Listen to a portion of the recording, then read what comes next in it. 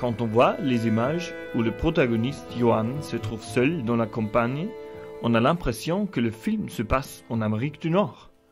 John Shank, le réalisateur, vient du Midwest des États-Unis. Le personnage principal a l'air d'un cow-boy quand on le voit seul sur son cheval.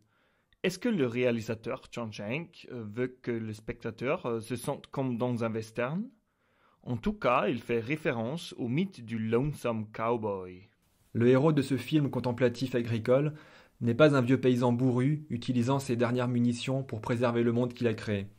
C'est un jeune homme de 25 ans, interprété par Vincent Rottier, héritier d'un monde qui périclite et que plus personne ne veut voir. L'hiver dernier parle de la fin d'un collectif, incarné ici par la coopérative, qui ne résistera pas au changement, quitte à isoler les individus, à n'en faire plus que de simples pièces dans un système qui les dépasse. Et puis qu'est-ce que ça devient notre travail? Pourquoi tu te poses comme un roc?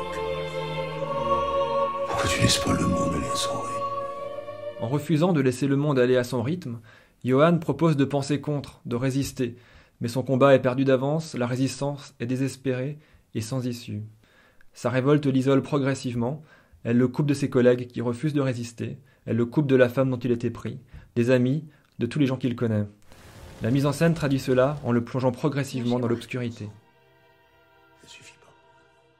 Le cowboy porte une carabine avec lui. Le spectateur sent qu'il a peur de quelque chose, qu'il se méfie de tout.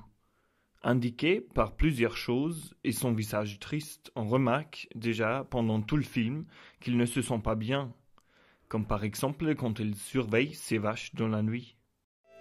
La fin d'un monde, la victoire de l'individualisme sur le collectif, la résistance désespérée ont nourri quelques-uns des plus beaux films de l'histoire du cinéma. Le Guépard de Visconti, Jerry de Gus Van Sant, La prisonnière du désert de John Ford. Mais manifestement, John Shank n'est ni John Ford ni Visconti. Toutes ces bonnes intentions ne font pas toujours un bon film. Qu'est-ce qui ne fonctionne pas dans l'hiver dernier? Les choses qu'il faut critiquer évidemment sont les choses qui sont prévisibles. Comme pendant la fête autour du feu, le vent commence à changer et à devenir très fort, on sait que quelque chose va se passer. Mais on ne regarde pas Mary Poppins. On remarque pendant la scène où la fille et lui se tiennent la main, séparés par un criage, que des sentiments amoureux existent entre eux. Mais le spectateur sait déjà, à cause du criage entre les deux, que cela n'a pas de futur. À l'inverse des grands films contemplatifs qui célèbrent la liberté du spectateur, John Shank l'enferme ici dans une vision univoque et prévisible. Il le prive d'interprétations multiples.